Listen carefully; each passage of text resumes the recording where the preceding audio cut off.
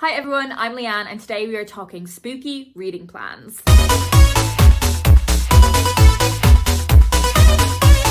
Coming to you with an outfit that can only be described as Pugsley core. Today we are going to be talking about my pile of possibilities for my Halloween spooky season reading. This is not a strict TBR of I definitely want to get through all of these books. It's a pile of possibilities, an MBR, a might be read, if I end up feeling like it. I'm thinking this video will probably go up like mid-September, and I count the run up to Halloween, spooky season, as anywhere from like mid-September, that 6-week run up to Halloween. And I do like to have a little bit of a seasonal skew with my reading. So I definitely think I will read some of these books, but I'm not going to read all of them. I also need to balance out my seasonal reading with my TBR jar challenge. I haven't filmed that video for my October TBR, but maybe some of these books, if the prompts allow, will be incorporated in with that. So I will definitely keep all of those books in mind when it comes to finding books that fit the prompts for the October TBR jar. Speaking of which, in my August TBR jar video,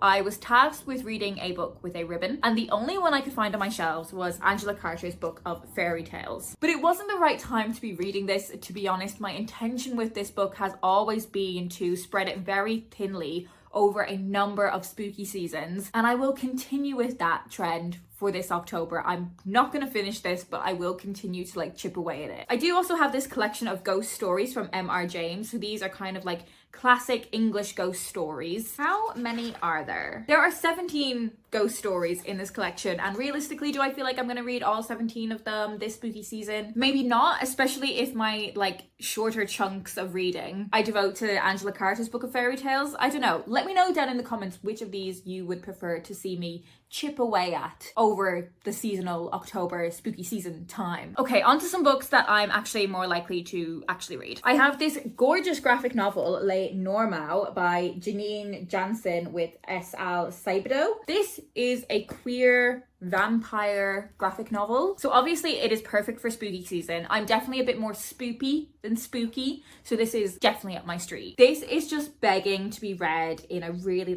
cozy reading evening with snacks and a warm drink and blankets. 100% I'm gonna read this over spooky season. That is the one thing I can guarantee you, is that I'm gonna read that one. The rest of them, maybe. I would like to read Eat the Ones You Love by Sarah Maria Griffin. This feels like the perfect time of year to read this one. This is a somewhat Little Shop of Horrors inspired novel, and it has this sentient orchid character called Baby that is in love / obsessed with a florist and wants nothing more to consume her and eat her. So that sounds very strange, very twisted, and the perfect thing to read at this time of the year. And I have been enjoying this year pushing myself slightly out of my comfort zone with reading some more creepy, disturbing stuff. I would also like to read Human Rights by Juno Dawson. This is the third and I think final book in the HMRC series. So this series started with Her Majesty's Royal Coven, and then there was 2 books and then a prequel novella. This I think is the final book in the series that follows this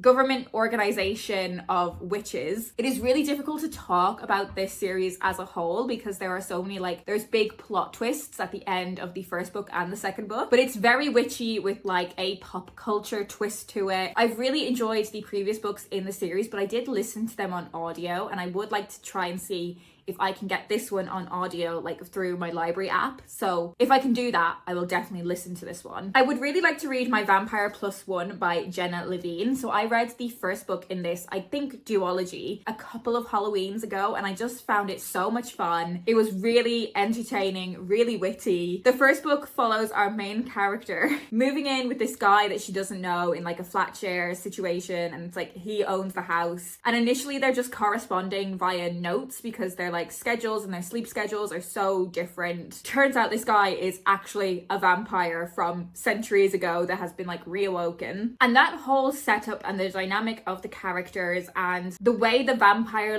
doesn't know how to conduct himself in contemporary society just leads to so much hilarity. But also the elements of sexy were definitely really spicy in that book. So I'm very much looking forward to having more of the same in this second book. I don't know if it's a direct sequel or if these are like different characters, but in terms of like reading experience, My Roommate is a Vampire is one of the most fun and entertaining books that I've ever read, so I think I'm gonna feel the same way about this one. I would like to read at least one of these, so I have The Monsters of Rookhaven and The Shadows of Rookhaven, both by Pádraig Kenny. So these are like middle grade books that are like gothic adventures with spooky houses, different worlds, characters that are like part human, part something else. I think it's unlikely I will read both of these books because it's very rare that I will go from one book in a series straight onto the second one, but I think I would definitely like to read at least the first book. And then finally we have I Want to Go Home But I'm Already There by Roisin Lanigan. So this is a book that I think kind of explores the horrors of like the rental market, but it takes a more like ghostly paranormal twist as well. I think this is one that's going to be really atmospheric, very thrilling. I think it's going to be like eerie and creepy, and I'm really intrigued to see how the author explores a topic that is quite well covered in terms of like